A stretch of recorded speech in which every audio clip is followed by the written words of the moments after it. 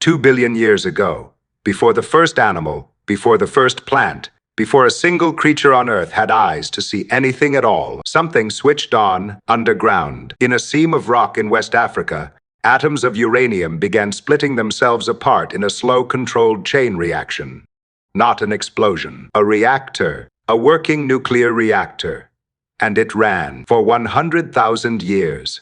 When physicists found the evidence, their first reaction was that someone was stealing bomb fuel because the uranium they pulled out of this mine was already used, burned, depleted, as if somebody had run it through a reactor and thrown the spent fuel away. Except there was no somebody.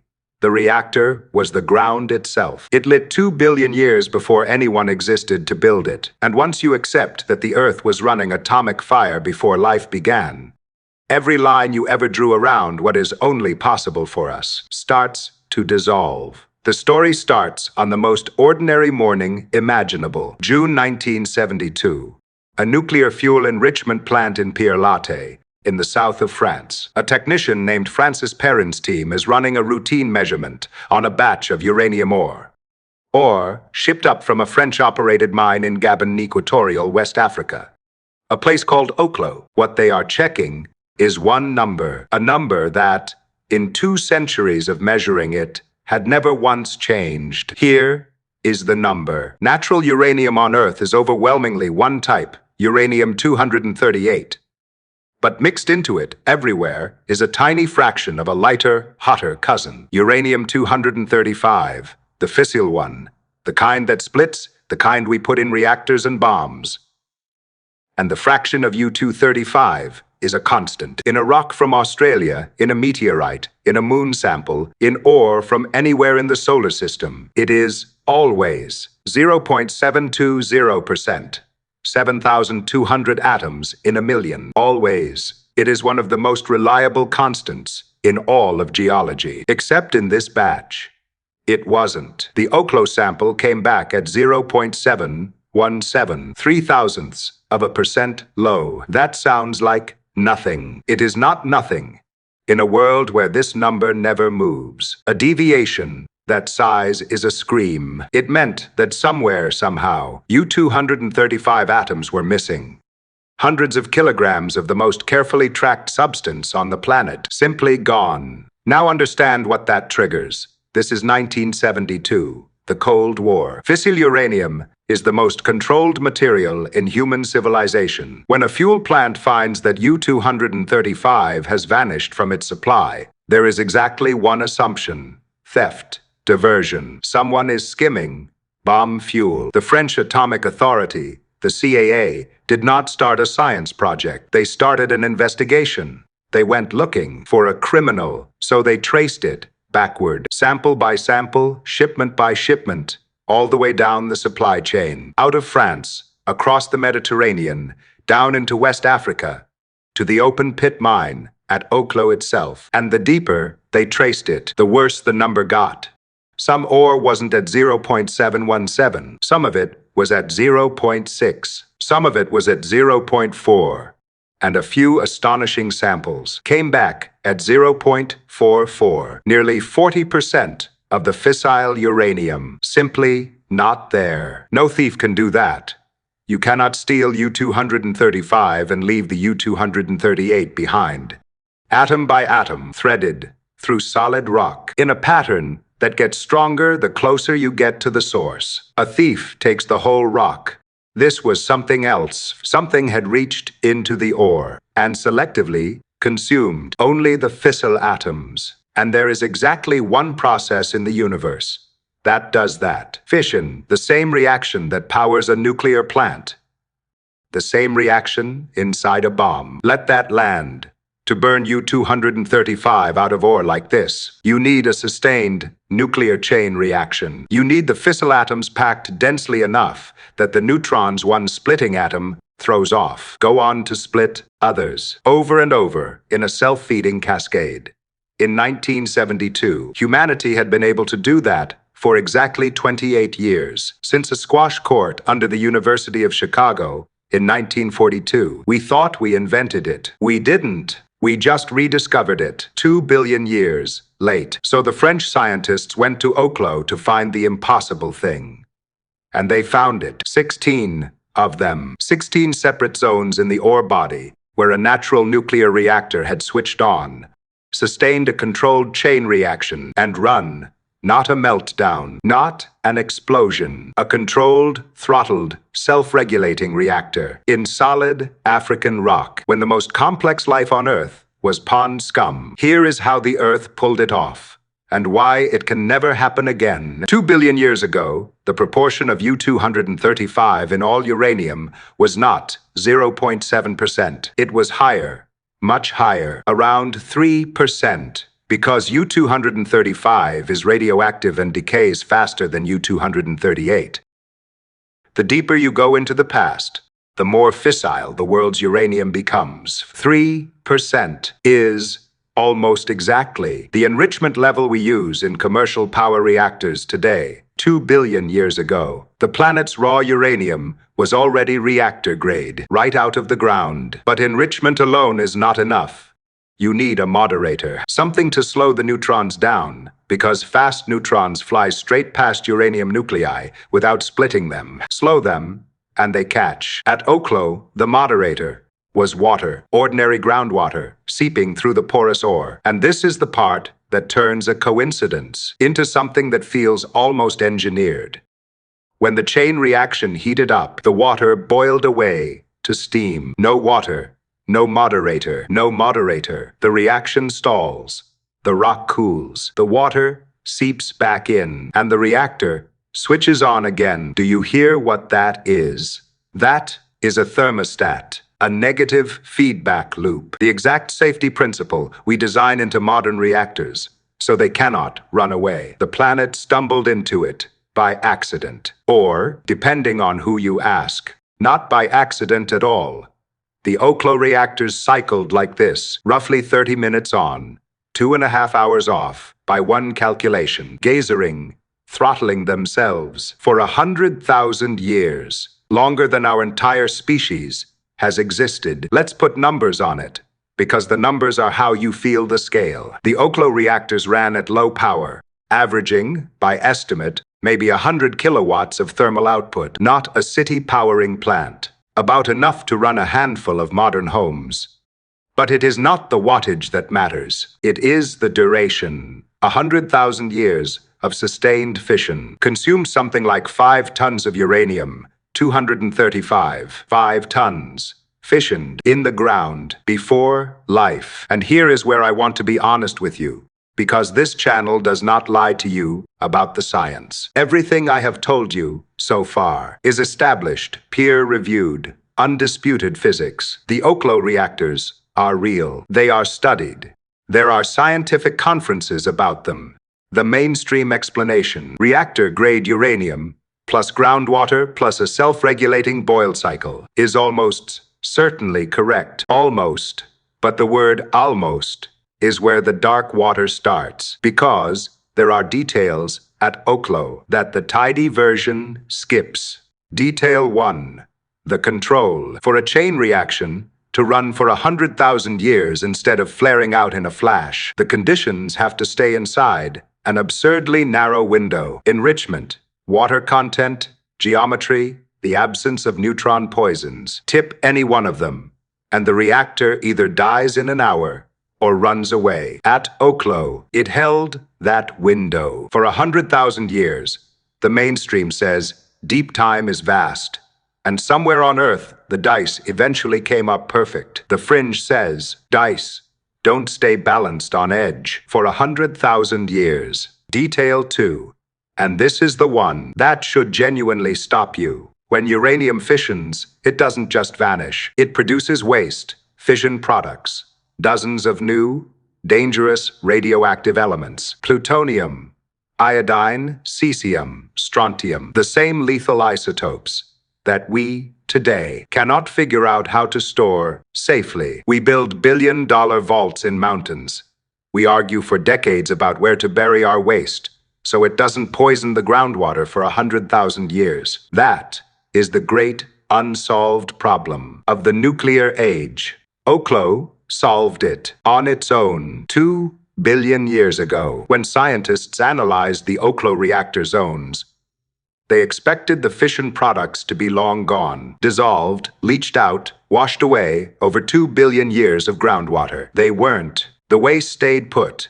The plutonium that was created mostly stayed within meters of where it formed. The dangerous isotopes were locked into the surrounding clay and rock and held there for 2 billion years, through earthquakes, through continents, drifting across the globe, through the rock itself, being lifted and folded and exposed. The Earth contained its own nuclear waste, better than we know how to. Now, the scientists' reaction to this is fascinating. They didn't recoil. They got excited because Oklo is, right now, the single most important real-world test we have for whether burying nuclear waste actually works. Governments studying long-term storage fly to Gabon to learn from a reactor that shut down before there were trees. We are taking lessons from the planet's homework. Homework it did before it had students. And of course, inevitably, someone looked at all of this and said, what if it wasn't natural at all? What if Oklo is not a freak of geology, but the ruin of something built, an ancient reactor, a power source, left behind by something that was here long before us? This claim has been circulating in the ancient astronaut community for 50 years. You will find it everywhere. A 2 billion year old artificial nuclear reactor. And I want to walk it with you carefully, because the truth is stranger than the conspiracy. The honest scientific position is that Oklo is natural. The evidence for that is strong. 16 zones, all consistent with geology, all explainable without a single bolt or weld or tool. There is no machine, no housing, no control rods, no builder. The Earth did this alone. But here is the move the fringe makes, and it is more clever than people give it credit for. They don't really need the reactor to be a machine. What Oklo proves, undeniably, in mainstream physics, is that nuclear fission, controlled and sustained, is a thing the universe does without us. It is not special to human genius. It is not the crown jewel of our civilization. It is something a wet rock in Africa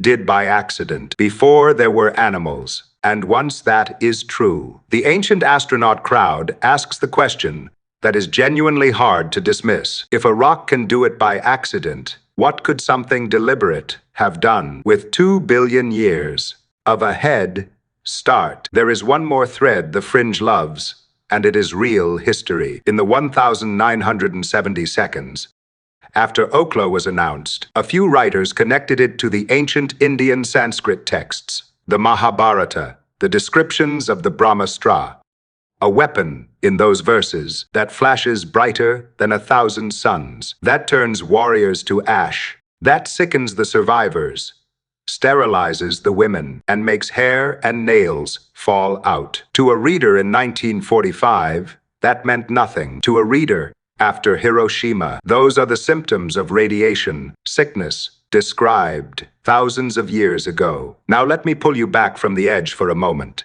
because the responsible answer matters. The Sanskrit weapon connection is almost certainly a misreading. Vivid war poetry, written by people who had seen fire and disease, is not a record of atomic warfare. And Oklo is not a buried machine. I won't pretend otherwise, but here is why I keep coming back to this site anyway, because the real story is doing something to the way I see time. We tell ourselves a story about who we are. We are the species that split the atom. We are the ones who unlocked nuclear fire. The Promethean moment, 1942, 1945.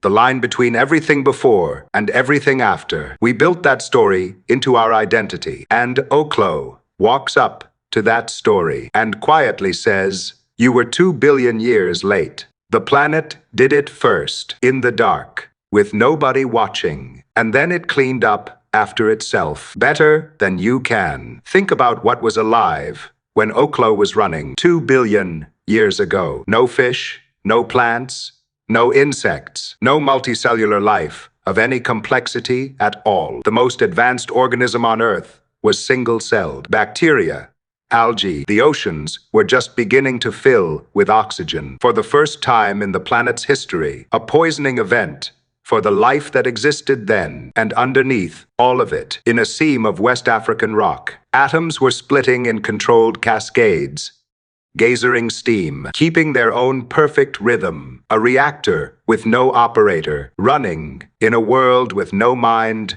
to know it was running. And that is the thought I genuinely cannot put down. Not the aliens, not the buried machine. Something quieter and worse. If a wet rock can build a working nuclear reactor by accident, if the most exclusive achievement of human civilization is something the planet did spontaneously, before life, and then did 16 separate times in one ore body, then how much of what we call ours was never ours at all? How many things that we are certain require a mind, a plan, a builder? Does the universe just do on its own, in the dark, given enough time? We assume we are the first to fly, the first to split the atom, the first to leave the planet. And maybe, on this earth of the things with hands and intentions, we are. But Oklo is proof, hard measured,